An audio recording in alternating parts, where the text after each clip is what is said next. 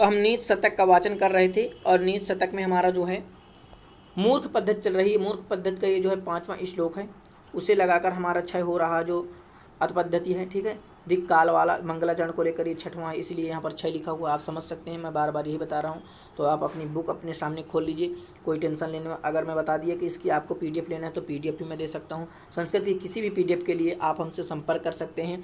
तो देखिए, इसका पहले हम वाचन कर लेते हैं। मैंने बार बार आपको कहा कि सबसे ज़्यादा वाचन कीजिए, वाचन से ही आपके प्रश्न फंसेंगे और वाचन से ही आप जो है अच्छा बेहतर कर पाएंगे। तो देखिए, इसका एक बार मेरे साथ वाचन कीजिए। लभेत सिक्तासु तैलम अपि यत्नतः पीडयन् पिबेच मृगतृष्टिकाश्रो सलिलं पिपाशार्दितः कदाचिदपि परिटञ्जसि विषाणमासादये न तो प्रतिनिविष्टमूर्खजनचित्तमाराधयेत्। लभेत माने होता है, देखिए एक एक शब्द का मैं अर्थ बता रहा हूँ आपको। लभेत माने होता है प्राप्त किया जा सकता है। सिक्ताशु का मतलब होता है, सिक्ताशु का मतलब पता है, बालू। क्या? सिक्ताशु माने बालू, और बालू को और क्या कहते हैं?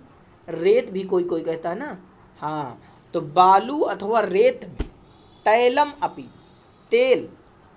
भैया ये देखिए मूर्ख पद्धति चल रही है, लेकिन भारतारी कह रहे हैं तेल, और अप यहाँ पर लिखा है। संस्कृत में यही तो दिक्कत है, आपको एक एक तोड़ना होता है। अपि माने भी होता है, ये है ना अपि, तो इसका जो है आपका भी हो जाएगा। क्या हो जाएगा? भी। ठीक है, तो समझते चलिए। अयत्नतः माने यत्नपूर्वक, यत्नतः माने यत्नपूर्वक, प्रयत्नपूर्वक, पीडियन माने पेरने पर। अब इसका देखिए आपको जो है अन्वय करेंगे, तो अब ये अर्थ क्या होता है आप ये तो समझ गए। लभेत माने प्राप्त किया जा, सिक्तासु माने बालू में यानी रेत में, तैलम माने तेल को भी, यत्नतः माने यत्नपूर्वक, पीडिया माने पेरने पर। तो ये समझ गए। अब यही जो है आपको क्रम से लिख देना है अन्वय में। यत्नतः माने यत्नपूर्वक, परिश्रम पूर्वक, क्या? परिश्रम पूर्वक। पीडियन माने मर्दित करने पर यानी पेरने पर। मर्दित करने का मतलब होता है पेरने पर, ठीक है। यत्न पूर्वक, परिश्रम पूर्वक पेरने पर जो है।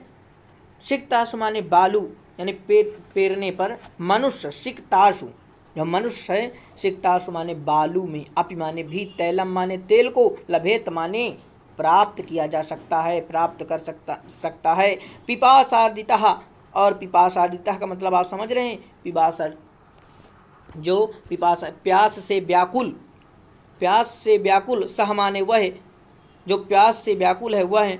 मृग तृष्टिकाशु सलिलम पिबेच, प्यास से व्याकुल व्यक्ति, प्यास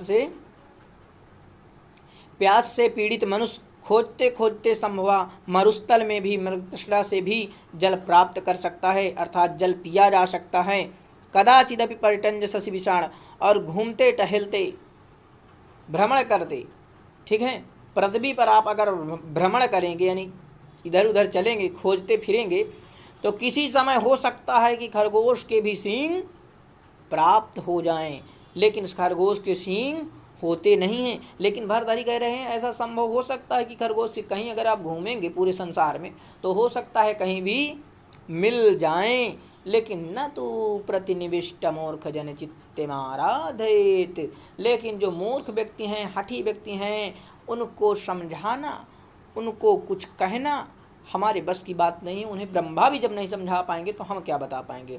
परंतु दुरागाही हठी मूर्ख व्यक्ति के मन को चित्त माने मन को, आराधित माने प्रसन्न नहीं किया जा सकता है। उनके मन को जो है प्रसन्न नहीं किया जा सकता है। और आगे देखिए, अब थोड़ा व्याख्या तो आपकी पूरी हो गई, इसमें थोड़ा आपको वही बताने हैं कि इसमें कौन से छंद हैं। तो देखिए यहाँ पर भी पृथ्वी छंद का प्रयोग हुआ है लक्षण पूर्वक, वही है जो लक्षण इसका पहले बताया गया है, ठीक है। तो आप समझ सकते हैं यही चीज़ है। अब आगे अगले जो श्लोक है इसे जो है व्यालम बाल मृणाल तंभो, ये वाला जो है हम पढ़ेंगे, ठीक है।